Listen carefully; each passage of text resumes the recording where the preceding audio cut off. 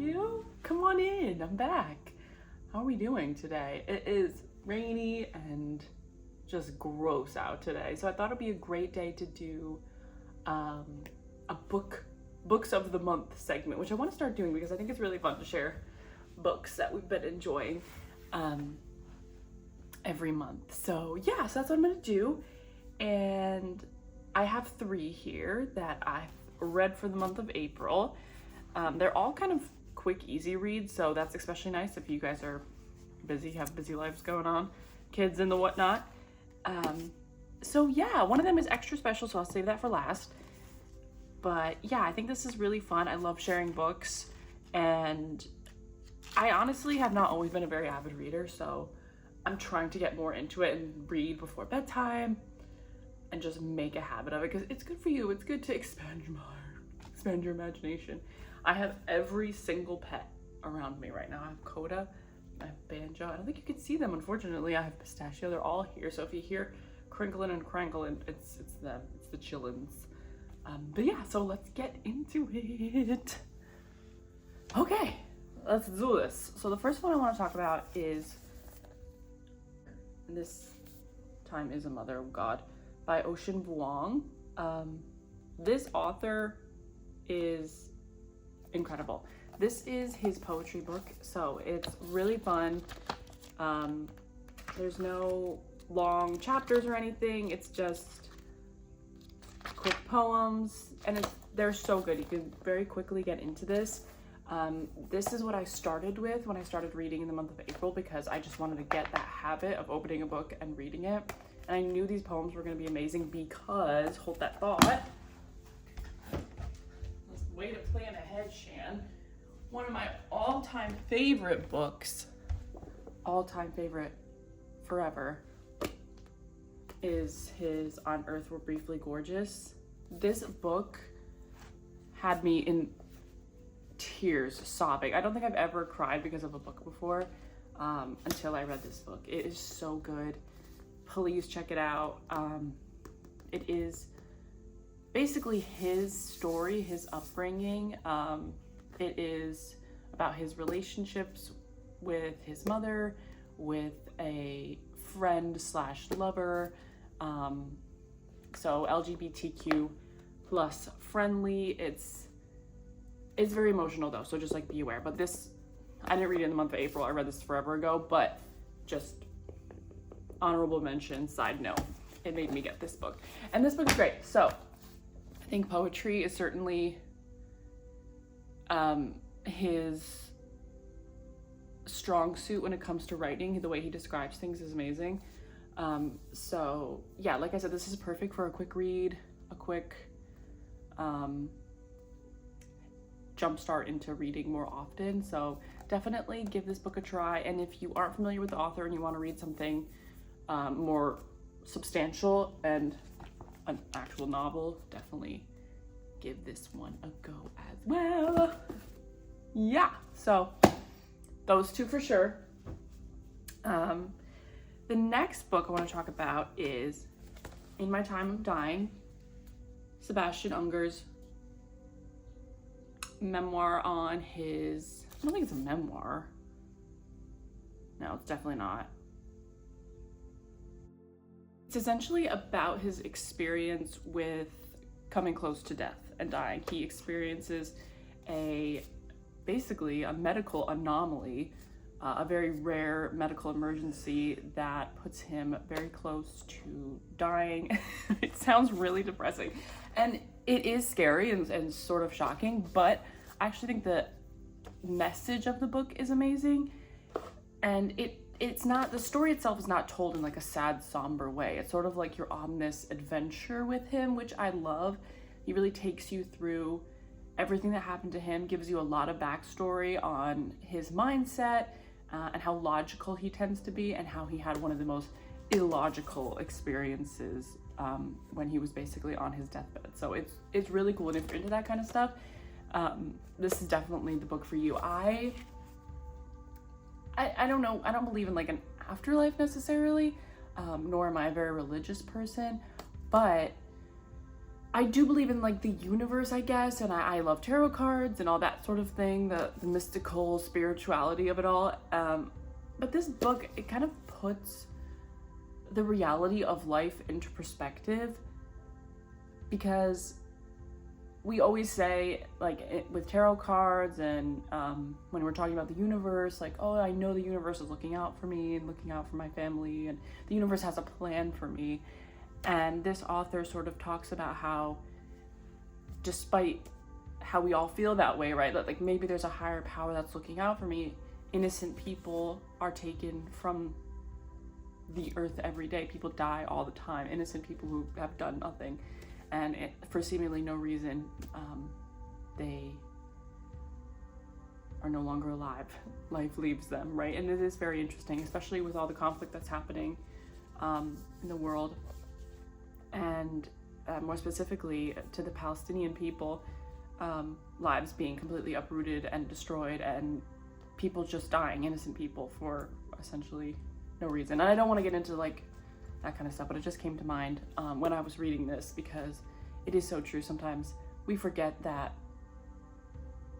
there is no reason for things, and they just happen, and it's just the reality. And as scary as it is, it really, for me, made me want to live better. You know what I mean? Like have a better outlook on situations, be more positive, love the people around me, because they're what really matters in the end, right? And yeah, I don't know, it gets you thinking those things, and any book that can do that, I think is a success. I mean, it was awesome. And again, it's like a really quick read. It wasn't very long. He talks a lot about physics, and the science behind life, physicality, being here. Yeah, a lot of the language that was used in those parts when they were explaining experiments that they use in physics, and some of the findings of these experiments. I mean, a lot of it was like, for me at least, that kind of stuff is so complex.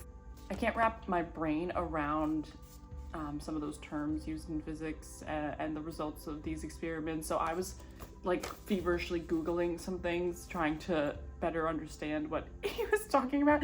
So just be aware of that. But it is very interesting, and it makes me want to learn more about physics. Just because there was so much, I was like, wait, what? How does that even make sense? So there's a lot of that in this, but it's a short read that really gets you thinking, and it's emotional and funny and scientific. You can't go wrong. So give it a try in my time of dying. This was actually recommended to me by one of my clients. They were talking about it. This author is from the Boston area, and that's where I live. So yeah, it gets around with the locals, you know? So next, or the last one I want to talk about is Dead End Road by E.C. Hansen. Those of you who don't know, my husband is an author. Well, he's a lot of things.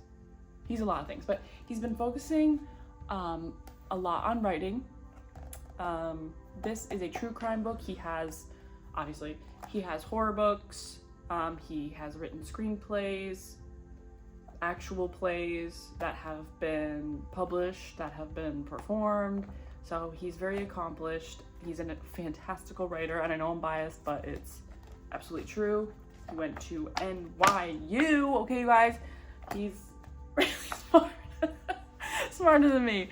But yeah, so this is his latest. It's called Dead End Road.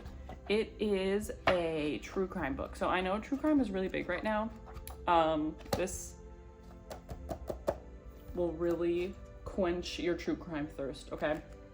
So this is about a crime that happened in 1977 in Monroe, Connecticut, which is where my husband was born.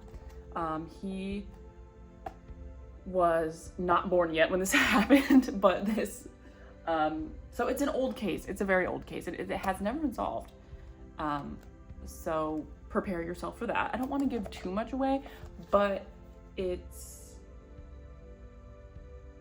very scary. I mean, it's kind of his reflection as he researches the case and goes through it, goes through the suspects, the storyline, the timeline that led up to young Renee's disappearance. In the book, he does talk about the suspects. Like I said, there is one particular person that seems to be the most likely killer of young Renee. So you get all that juicy information in here. Again, it's a really quick read, nothing too crazy, nothing you can't handle. If you like true crime, if you're into it, this is a perfect match for you. You can buy this anywhere on Amazon. I believe it's also at Barnes & Noble, I'll have to ask, but I'm pretty sure it is. I'll leave a link in the description for both places and where you could purchase this book right here. Yeah, so give this one a try, Dead End Road. Easy Hansen. Oh. That's why I want to mention it, of course, because I'm plugging my husband's book, of course.